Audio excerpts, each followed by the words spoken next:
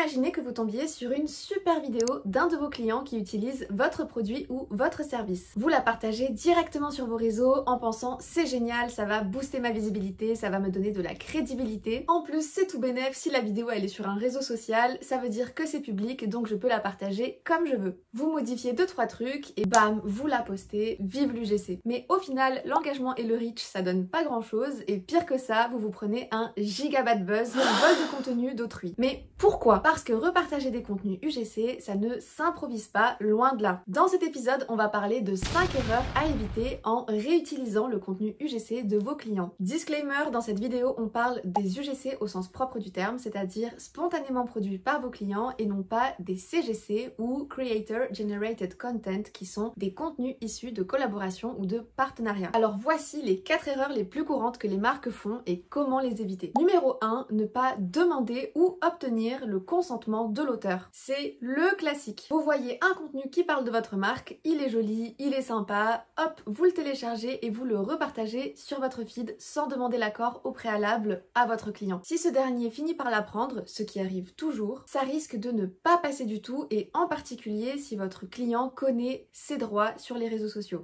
Je me suis fait voler mon contenu par cette marque du coup qui s'appelle Osmolite.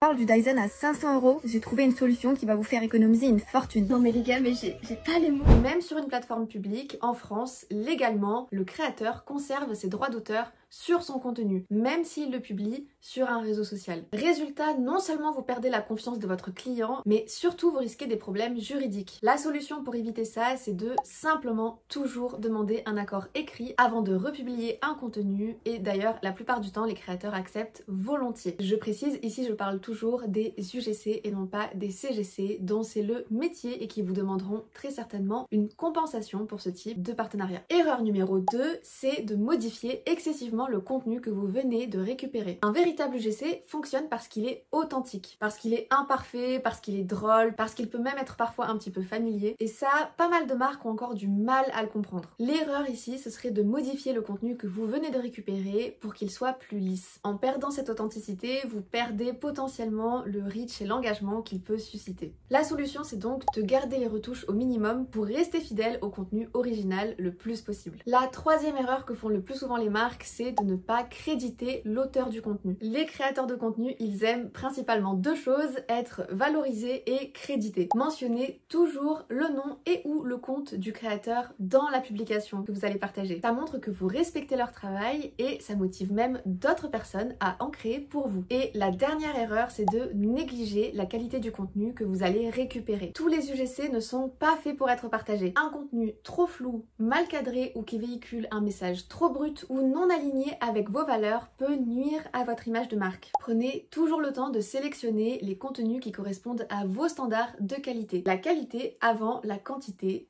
Toujours. Alors en résumé, les UGC de vos clients sont un véritable levier pour votre stratégie marketing. Mais avant de les réutiliser, demandez l'autorisation, respectez l'authenticité, créditez le créateur et soyez sélectif avec la qualité. Alors dites-moi en commentaire si vous avez déjà commis une de ces erreurs et si oui, laquelle. Et si cette vidéo vous a plu, likez et abonnez-vous pour encore plus de conseils sur l'UGC et le marketing digital. N'oubliez pas de me suivre sur Instagram pour encore plus d'astuces et d'exemples UGC. Et moi je vous dis à la semaine prochaine pour le prochain épisode de l'UGC Game Plan.